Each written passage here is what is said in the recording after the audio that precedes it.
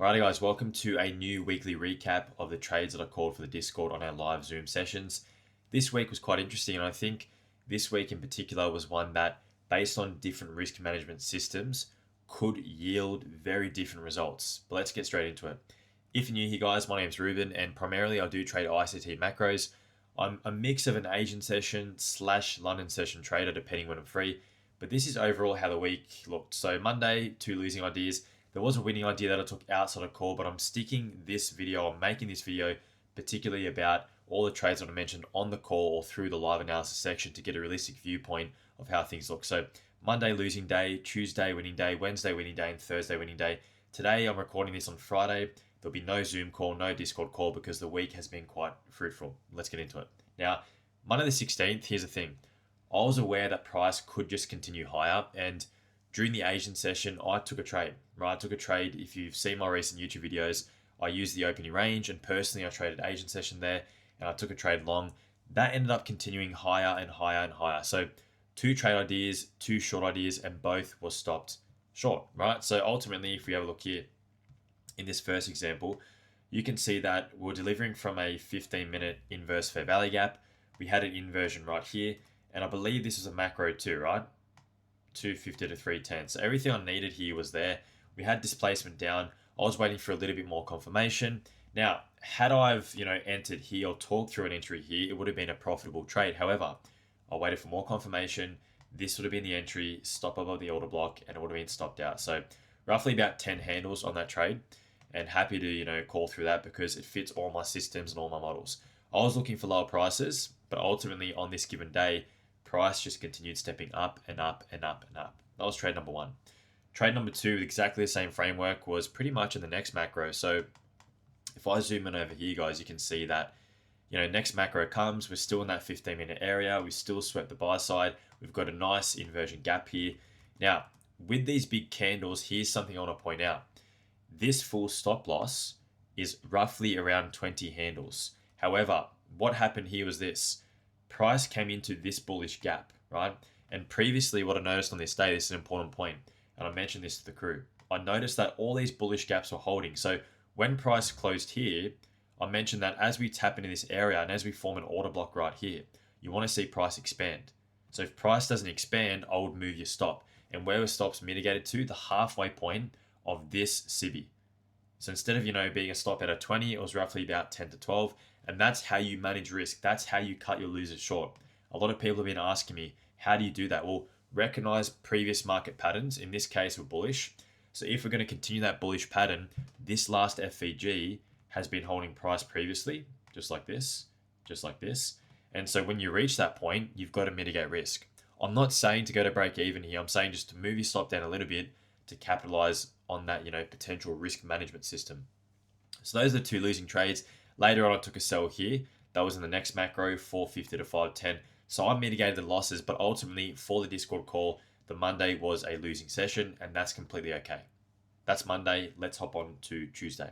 So Tuesday, pretty much all around, was quite a good session, right? Quite a good session. So it was a winning day all around. There was a mixture of Asian session plays, London session plays. I traded a mixture of both. And there was also some runners and also some scalps. So in Asian session, this was something I took. I believe it might have been the 750 to 810 macro, double check for me. But yeah, ultimately, long story short, we came into this 15-minute FVG. We swept sell side. We had impulse here before. We can have impulse there again.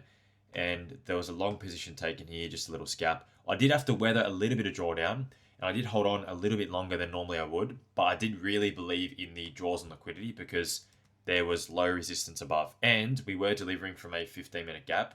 So for me, I'm happy to hold these. And again, this is risk management because in this situation, I know some people may have been stopped at break even. Maybe some people just took a partial and then didn't hold this potential trade. But Asian session, quite nice.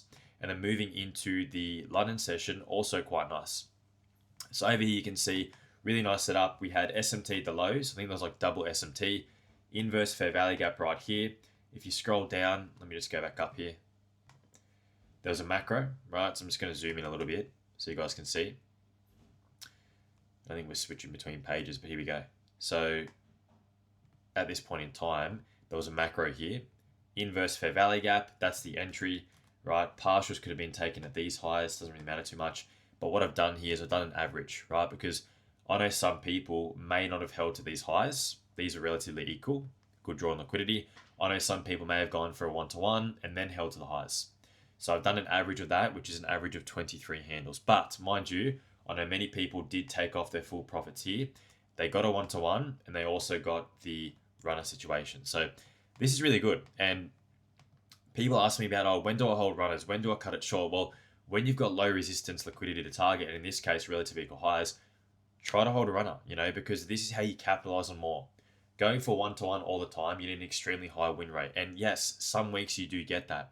But other weeks when the conditions are not favorable, you will not get that. And it makes it very hard to capitalize on the market movements if you're just aiming for 1-to-1s. Let the winners run, and this allows you to take losses, right? It allows you to take losses. So Wednesday was quite nice.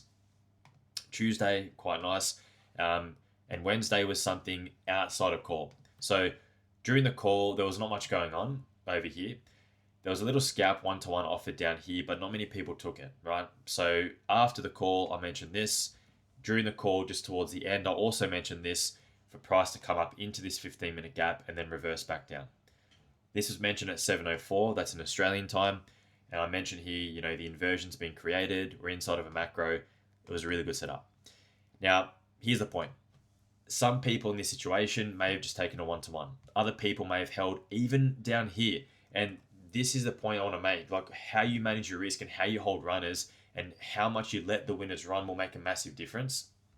On this day, there was so much low resistance back here. Like, so much low resistance. Go back in your charts.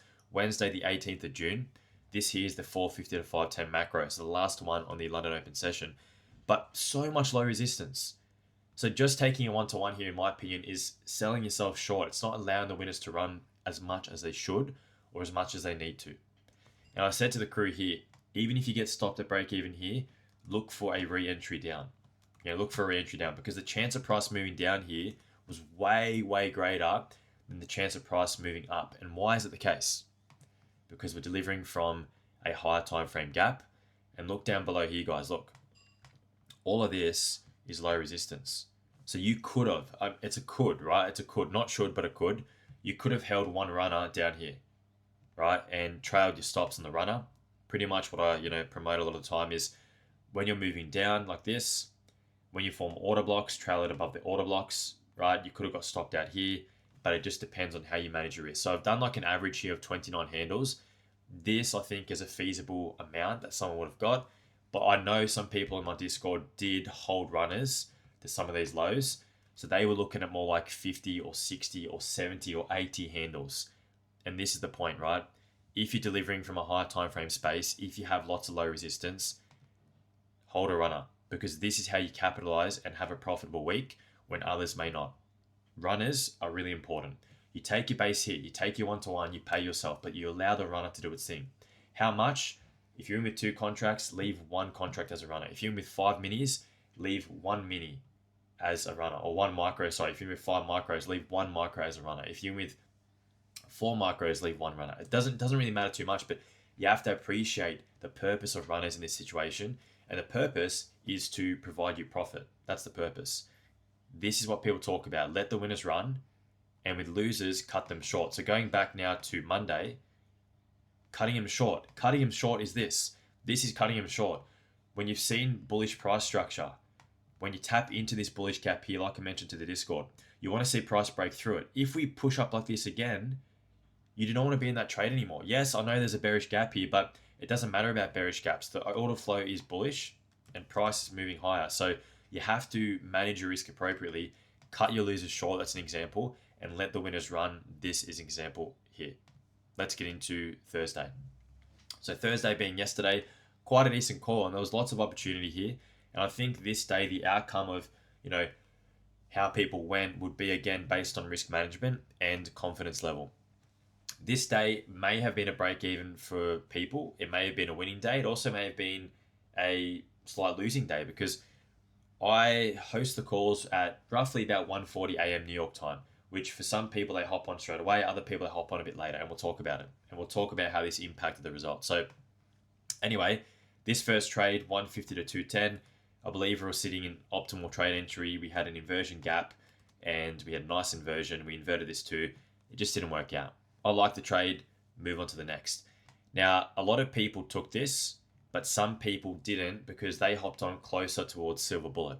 Right, so this is the start of London Open. Some people hopped on at 3 o'clock. So some people took the loss, some people didn't. Either way, it doesn't matter too much. Over here with two other trades that I mentioned. So this was sell side right here, and Asian sell side was below.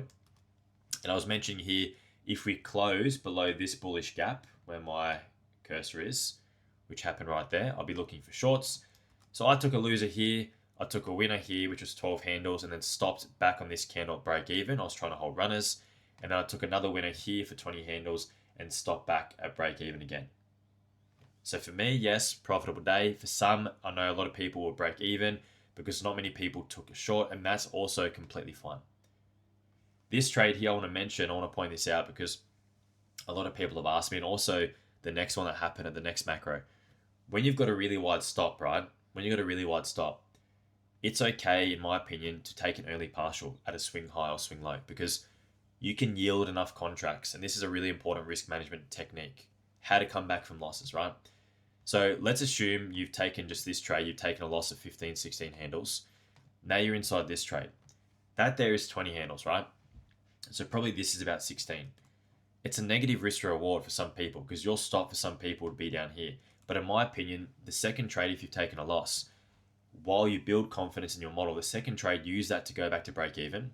When you're confident in the system, when you're confident in the draw, then practice holding to go back to break even and hold for maybe another 5 handles. So maybe you lose, 15 or 16 to start. Then you gain on top of that, the next trade, 20 or 21.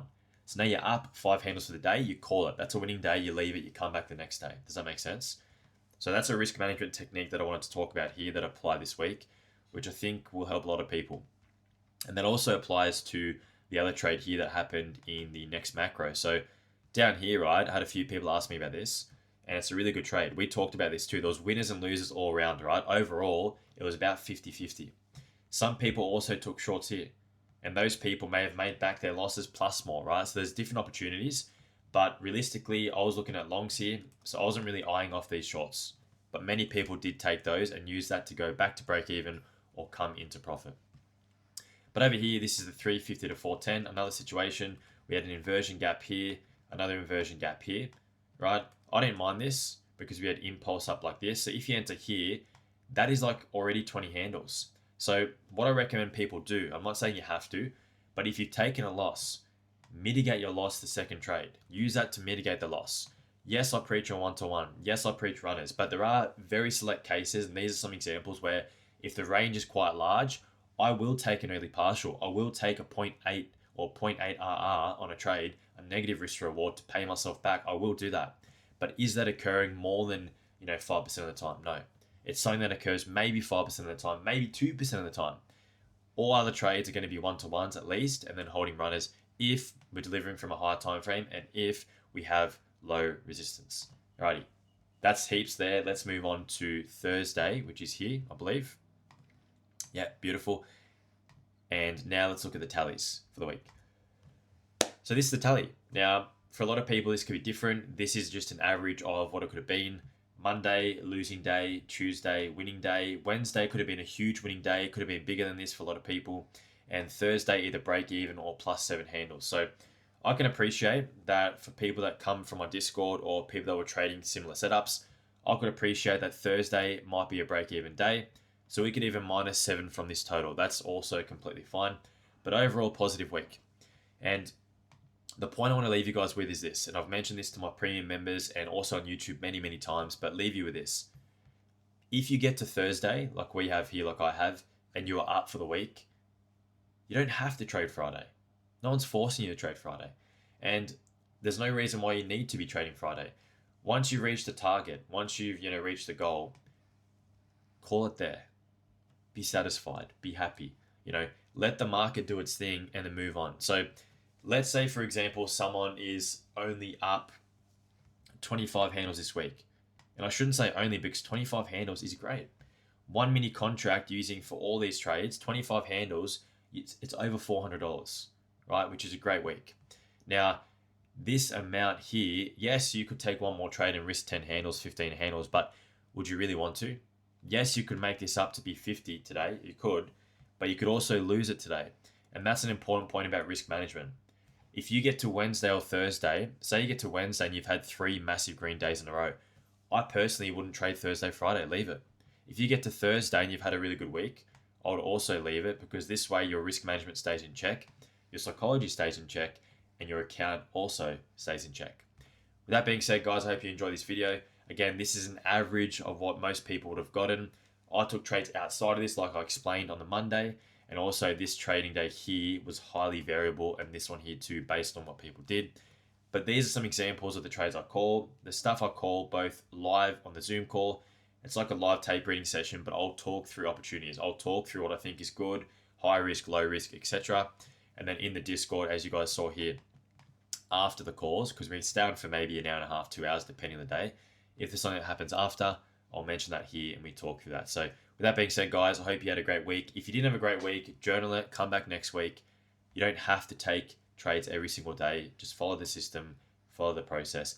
And again, I'm going to keep making these every week so you can see exactly what happens, a realistic overview, and all the variances that come into trading. So with that being said, guys, all the best. Peace out. Any questions, leave them below. And if you haven't already, I've got a free Discord, free newsletter. Check out the links below in the description.